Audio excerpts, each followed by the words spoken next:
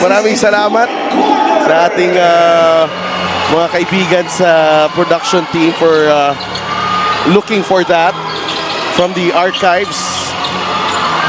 Soberano for 3. No. Nahihirit pa dito eh. Nahihirit yung katabi ko eh. Ba't ang payat ko daw doon? Isn't that what I said? I just used a different word. Look how young you were. Akala ko na-gets mo. Yeah, I was young then. But I want to correct myself. I thought I saw the possession arrow seconds before or after the third quarter, after that buzzer beater. Because I thought Pangasinan would have first possession, but instead San Juan. Well, there was a change some possession. Yeah, there was a jump ball earlier. Yeah. Gamboa, he's been a stud tonight. Arvin against Jore, nowhere to go. Soberano for 3, no. Mike's rebound, still no go. That's The foul. Yeah, Mabula. That's a foul on Mabula, clearly. Mike's had a chance for another rebound after the initial miss on the first offensive.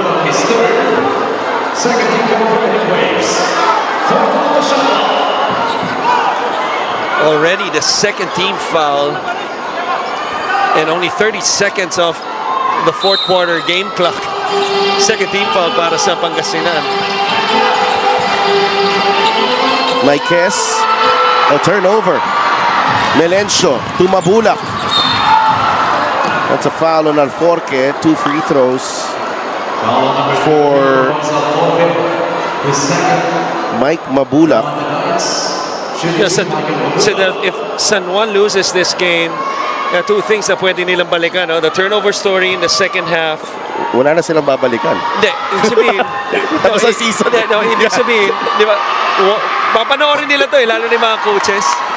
Yung turnovers in second half, after relatively taking care of the ball, the first half only committing 5, already has 8 at this point. Yeah. And that 3-point shot Yeah, let's. of Melencio. Yeah, we'll talk about that more after this report from Gianna Llanes. Go ahead, G.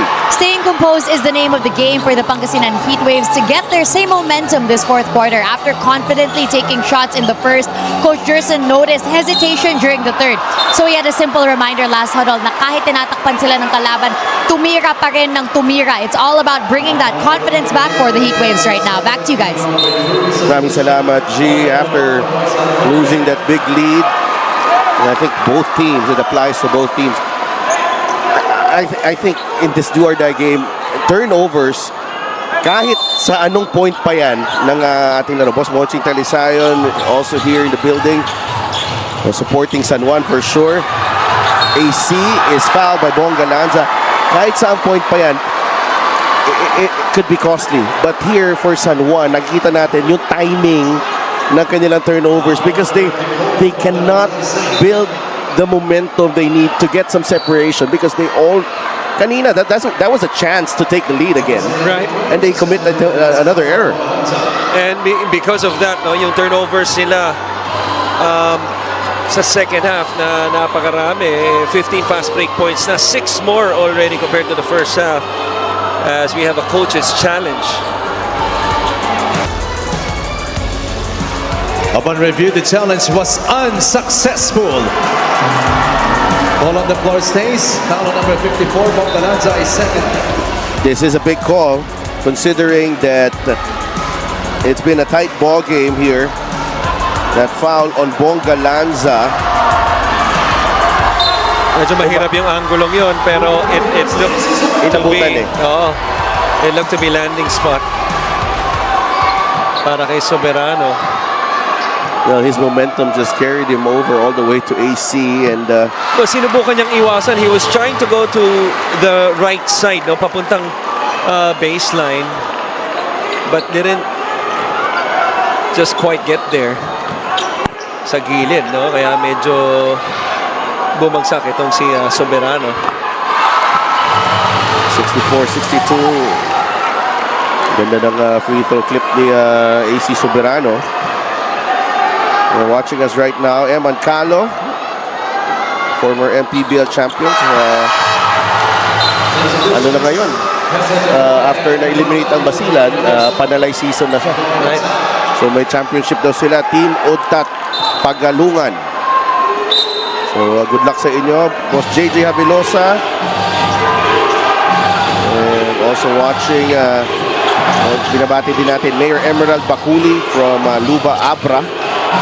From our good friend Coach Ansay, Dan Michael Caneba. What a move! Ganda naman nun. That's Michael Mabula with a finger roll. It's a 1-point game. What a beautiful fake handoff on top by Mabula to open up the lane, that middle lane, and finish with the left. Nathan against Collado. Papa Ray, the spin to the baseline. Naubusan ng ere si Papa Ray. Here's Bulanadi. He's open. Bulanadi, jumper, won't go. Maikes. Recovered by Wamar. Bulanadi's behind him. Gamboa is open. That's a 3. That won't go. Rebound ni Gamboa. Ahead to Bulanadi. Ball knocked away. Recovered by Maikes. Foul by Napoles. Action has been non-stop here. A poor decision that time by Bulanadi. We all know he had a hot hand in the first half. But a lot of blue shirts in the paint waiting for him. Look at this fake handoff by Mabula. Ganda. Play of the game is brought to you by 747 Live. Dito ka sa Legit. Your game, your chance, your thrill. Only with 747 Live. Usually yan ang basihan ko. Kung 100% si Mike Mabula. Pag nagagawa niya yung galaw na yun. Ganong atake. No? Ang ganda pa nun, no? Slide by finish dahil nasa kanang bahagi. No? Yung second defender na si Maikes. Axel Inigo watching as well with wife Sheila. Daming nanonood sa atin, syempre. Dami nila nanonood. Dave Arana, Gab Dagangon, Raymar Kaduyak, James Tempran, Coach Arvin Bunleon. Sana malaki yung screen nyo. Medyo malaki naman. iPad yung gamit nila. May tablet sila. Dexter Maikes makes it a 3-point lead for San Juan. 67-64. Another 8 minutes to play. Collado for 3. No. Rebound. Agawan. Last touch ni Wamar. A lot of contact underneath, especially on defensive rebounding when the ball is up in the air. Our officials, no, talagang pinapalaro lang yung mga player sa mga ganong sitwasyon. So a reminder to everyone, we still have a game 2 tomorrow between Batangas and Binyan. Inside they go. Napoles, Mintis. Rebound Maikes. He has not been scoring a lot, but Dexter Maikes, he's been at it with the 50-50 balls. My gosh. And Dexter Maikes, we talked about him and historically how he has performed in the playoffs. How he has not impacted, no, yung mga laro. And eto, nakita natin, Pangasinan, nabanggit natin yan eh. The quick first 2 fouls in the first 34 seconds of the quarter, no, has led to this. At 7:36, penalty na kagad itong Pangasinan. Let's check in with Gianna. Sidelf and Christian, before the game, Coach Alex actually expressed how proud he was of his team's composure during Game 2. Na walang napikon kahit umiinit na ang laro. And that same composure is what he wants to see to finish out this series. Aminado siya na napaka-flat ng umpisa nila. But throughout the game, his team continuously adds dimension, believing if they can keep this up, they will get this win. Sa depensa, he said they just really have to focus on that. Pero sa opensa, he reminded them that 1 minute into the fourth quarter, naka-penalty na ang kanilang kalaban, so they have to take advantage of it. Back to you guys. Maraming salamat, G. And San Juan showing a lot of composure right now. They have extended the lead to 5. The foot was on the line para kay Nico Panganiban. But Dexter Maikes, how many 50-50 balls, how many loose balls has he grabbed here? Especially in the second half, Christian. Ang dami na. He's played a big role here. Now, we talked about San Juan, their bounce-back performance in Game 2. The big difference was the offensive rebounding na dinoble nila, no? From 6 to 13. That has been also the case tonight. San Juan having 14 offensive rebounds or extra possessions compared to only 7 for Pangasinan. The last one really costly after missing 2 free throws. Dexter Maikes, sa kanya pa bumalik ang bola, finding the open man on the other side na si Panganiban. 69-64. Panganiban will launch the 3 and he misses. Gabo ahead to Magoliano. Dangerous pass right there. And Panganiban whistled for the foul. That's something that Gabo is never afraid to try, as the foul off the ball, no, with a smaller defender. And Orlando Omar, we saw him getting a bit frustrated with that decision from Nico to take the 3-pointer. Right, and the isolation play. Dapat atakihin niya dahil alam niya nasa penalty na itong Pangasinan. So settled that time. Gabo inside the lane. There's a foul.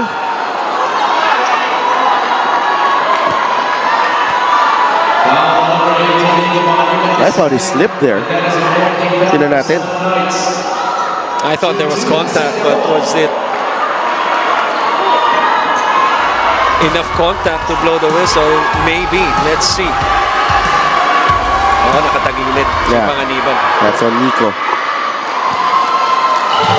Gabo makes the free throw.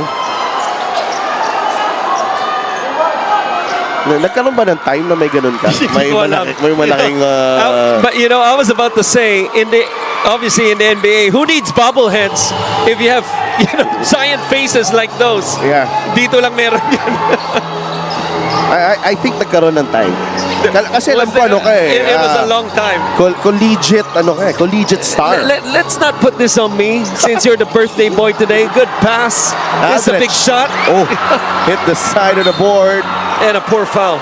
Because they are also in penalty. That's a poor foul. That's a poor foul. Madalas sinasabi sa akin ng asawa ko yan, yung mga ganong sitwasyon. Mali ka na, ayaw mo pa mag-sorry. Sa basketball, you cannot compound one mistake after another. Diba? Yun ang mali ni Aldrich Ramos.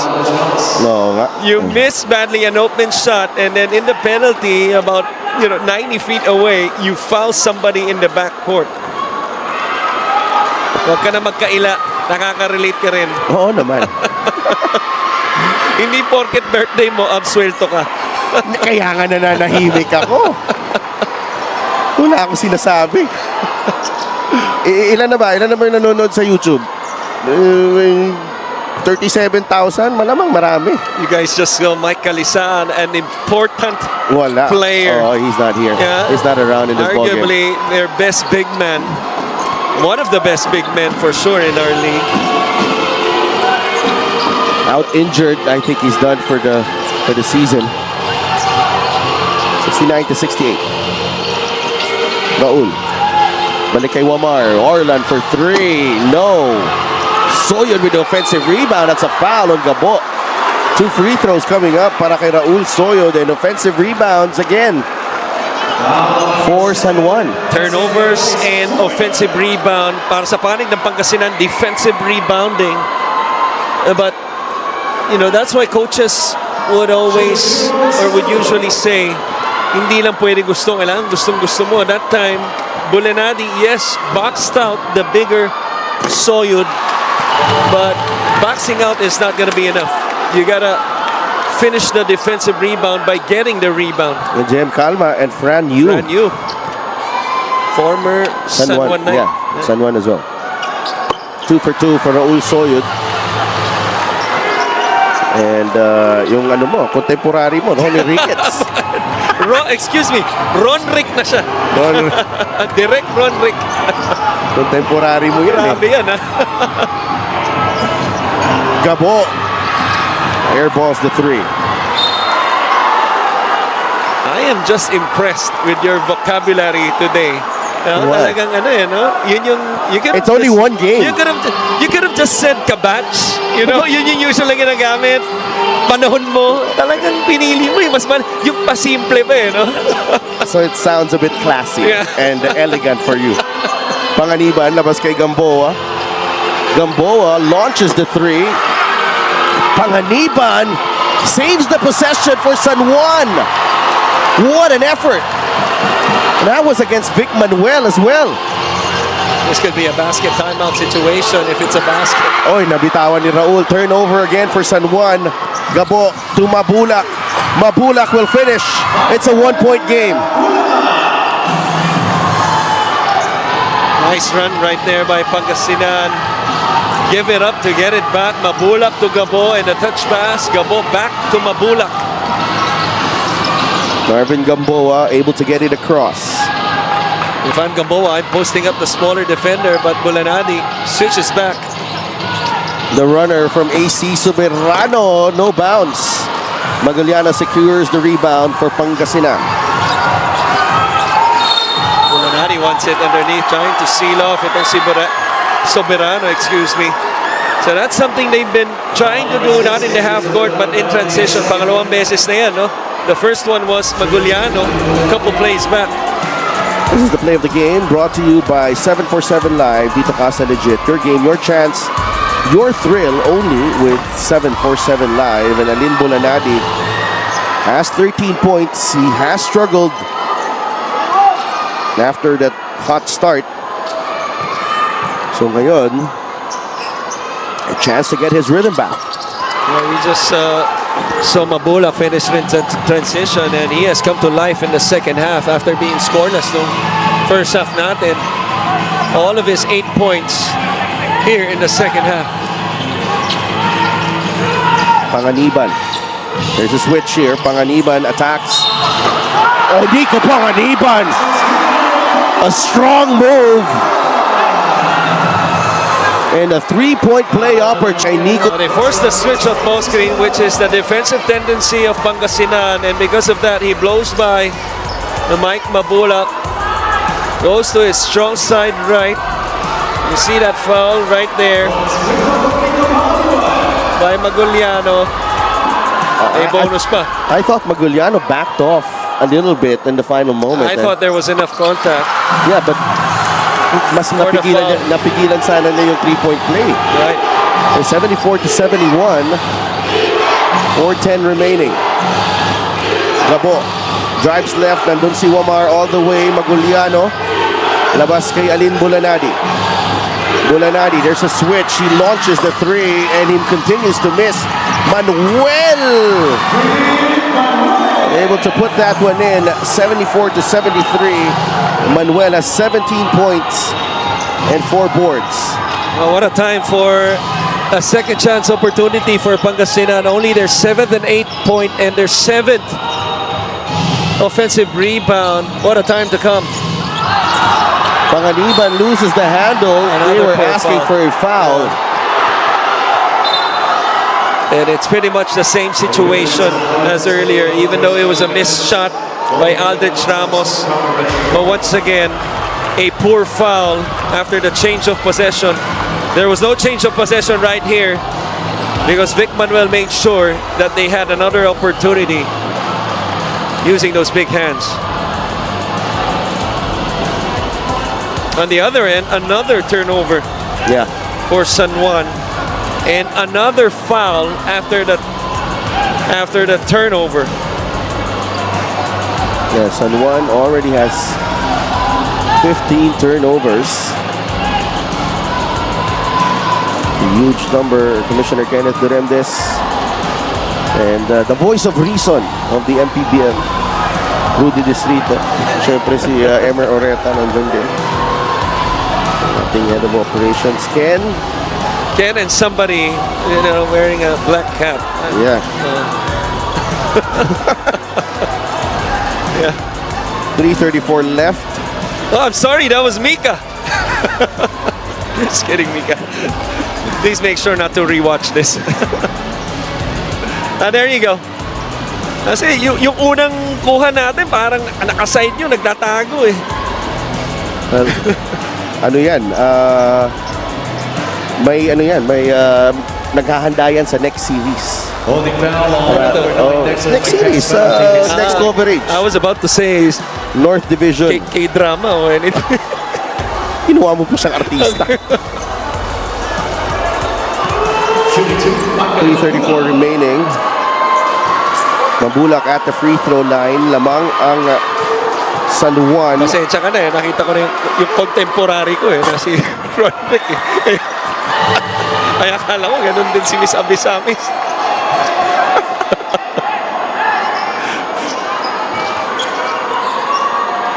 Tied game again. 9 points, 8 boards for Mike Mabula. Again, after being scoreless in the first half and only having 4 rebounds, has certainly made his presence felt as a turnover leads to a basket. May kasama pang foul. What a game for Bulanadi. Trying to pick up where he started off. And talk about finishing strong here.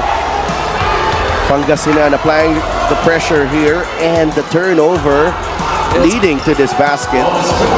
It's been the story of the second half already. The 11th turnover here in the second half. A total of 16 in the game. Nalin Bulanadi back at the free throw line. Short. Way short.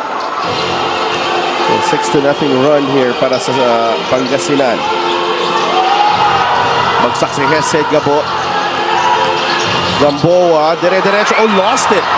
Lost the handle on the way up. That's a lucky break. Bulanadi. Back shot won't go. Soyud with the rebound. 3 minutes remaining. Wamar waits for Raul. 8 lead changes, 5 deadlocks in this ball game. Mostly here in the second half. That's a foul on Alin Bulanadi.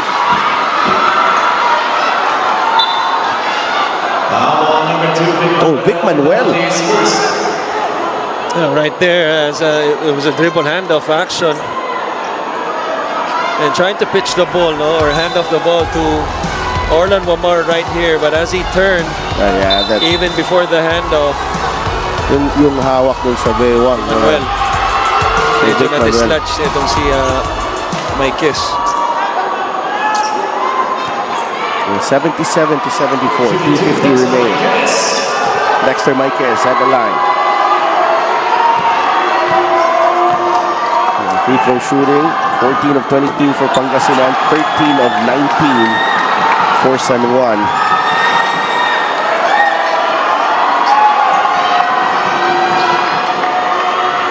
Dexter Maikes, meron na siyang 4 na puntos and 10 rebounds. Splits his free throws, 2-point game. Heat Waves in the lead.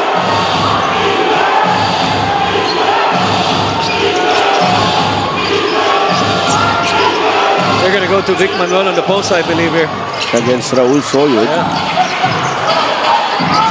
Mataas yung tanggap ni Vic. Pero si Raul nandun. Manuel trying to beat Soyud off the bounce and he draws the foul on Raul Soyud. Vic Manuel, he is strong going to his right, but at the same time, when he goes baseline on the left side, as he got the ball right up at the wing area, he loves to finish with that inside hand, like scooping it in. The problem was, etong si Soyud, binuksan niya yung depensa, but a good read by Vic Manuel attacking the lead foot netong si Soyud and getting to the line. That's Nat Cosejo right there. 18 points already for Vic Manuel. 19 right here. Well, hindi pwede that lalagpas itong playoffs na to without a Vic Manuel signature game, and this is turning out to be his signature performance here in this do-or-die game against San Juan. Yeah, he just has to finish it off with a win for his team. Wamar Panganiban, the extra pass. Gamboa for 3. Another stop for Pangasinan as Mabula secures the defensive rebound. That's 9 rebounds for Mike Mabula. Manuel against Raul Soyud. Soyud with a steal. Panganiban.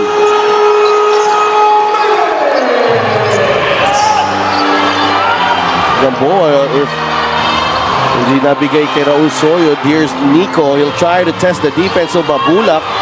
Off-balance shot. That doesn't work. Mabula. Milking some clock here. Minute and a half remaining. Maguliano to Mabula. 6-point lead for Pangasinan. Mike Mabula coming alive in the second half. And Nico Panganiban Failed to go down. yeah, hindi siya nakabalik. Halos 10 segundo siya. What a Sa pass. baseline. That's because the Heat Waves had all the advantage, 5 versus 4, for about 10 seconds for this play. Kaya napilitan, tumawag na timeout. Ito si Coach Alex. 6-point lead, 1:31 remaining. Staggered dito ha. O ghost ka lang. Staggered, ghost screen. Baka maganyan. Ghost dito ha. Pero kung meron, go. One. Kung wala, cut. Ito tayo. Okay? Basic. Hindi na quick 3 or quick 2.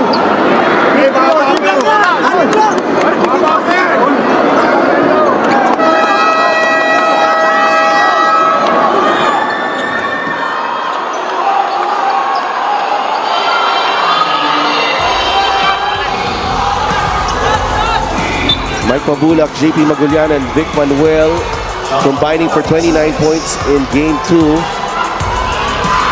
They've been superb here in this do-or-die game.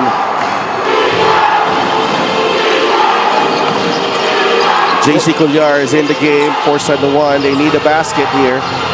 AC Soberano, Wamar not involved again, but Gamboa cuts the deficit to 4, 81-77. At that time, the empty corner happened on the right side of the floor, and you're right, Wamar didn't even touch the basketball that time. San Juan able to score with that short pop by Gamboa. Bulanadi, Colliar sticking close to him. There's a pick. Alin with a jumper, short. Bulanadi, the loose ball ends up with Wamar. Here's Gamboa. Finds Soberano. Nandun si Gabo. Wamar arrives for the 3. Good! San Juan pulls to within 1 after the 3 from Orlan Wamar. He was late getting back, Christian. Right, he didn't plan to go down, thought that something would happen, but Soberano didn't like what he saw. And as soon as he pulled it back, Orlan Wamar sprinted to the open spot. Again, good recognition by Gamboa on that cross-court pass. 81-80, 47.4 seconds remaining. A lot of people thought that this was a done deal, pero it's a 1-point lead.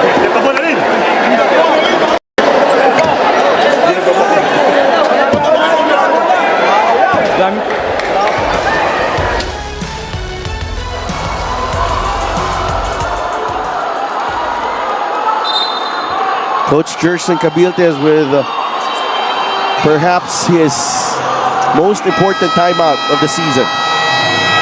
Alin Bulanadi missing that jumper. He's now 4 of 17 for the ball game, 15 points. The 5 on the floor for Pangasinan, Maguliano, who will inbound. Mabula, Bulanadi, Gabo, and Vic Manuel. Aldrich Ramos is coming in for JC Colliar. Magdidepensa for San Juan, Gamboa, Ramos, Maiquez, Alforque, and Wamar. 14 on the shot clock. With this possession right here with 14, assuming there's no offensive rebound, babalik pa ang bola sa Pangasinan. What's important for San Juan is that even if Pangasinan makes a basket, importante hindi 3 points. Manuel, the turnaround shot! He gets the bounce. And Pangasinan will also get the ball back. Right. And I like what Coach Jerson did. Sometimes you do not have to overthink things. You just gotta go to your main man. What I like about the adjustment is that they flipped it to the right side of the floor. Halos lahat ng posting niya sa fourth quarter sa kaliwang bahagi. Ngayon, nasa kanan siya. He can use his left shoulder and go to that turn on that side of the floor. Back kick. Hindi. Back kick. Sila mo na ito agad, ha? Okay, kung wala, let's go zoom right away. Zoom kay Rami, then bigyan mo ito ng player. Bigyan mo ito ng player si tapos dito. Okay? Pag meron kay Wami ko, Oo, kay Rami. Wait to, or quick hit.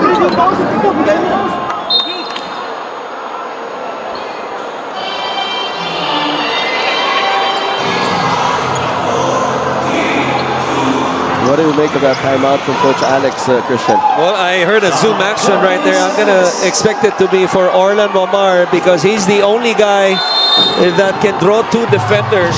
I think for Pangasinan, I expect them to switch all screens because the last thing, there's the zoom action. The last thing you want to give up here is a three-pointer. Marquez, the fake, the three, no. Culyar, Gamboa will shoot, short, rebound Maguliano. A big stop for Pangasinan. 14.9 seconds remaining. JP Maguliano will go to the free throw line. And obviously San Juan had all the chances to tie the ball game, even had a second chance. But one thing that you'll notice in this picture, Sedel, aside from the miss and the offensive rebound, where's Orlan Momar in the picture? He was in the half court because he's being denied by the basketball, but I'm really surprised. I don't know if it's fatigue, but this is not the Orlan Momar that I'm used to seeing all throughout the seasons in the Mpbl. Usually, gusto niya yung mga ganitong sitwasyon. Kukunin niya yung bola. Kahit na dalawa pa, yung tumatao sa kanya, kukunin niya yung bola. Coach Juan Garcia of the Abra Solid North Weavers waiting in the wings. Maguliano trying to seal the deal here at the line. No good! A chance for San Juan. Culyar stops, finds Wamar. Two players ganging up on Orlan. Gamboa, a three! No! And Pangasinan is moving on! The Heat Waves are advancing to the North Division Finals for the first time in franchise history. What a win here on the road! The Pangasinan Heat Waves take down the perennial North Division finalists in the San Juan Knights. They dodged a bullet with that three-pointer from Arvin Gamboa that did not go in. But his head Gamboa, Jerson Cabiltes, Mike Mabula, Jay Collado. It's been a while since they've tasted this. Trying to seal the deal here at the line. No good! A chance for San Juan. Culyar stops, finds Wamar. Two players ganging up on Orlan. Gamboa, a three! No!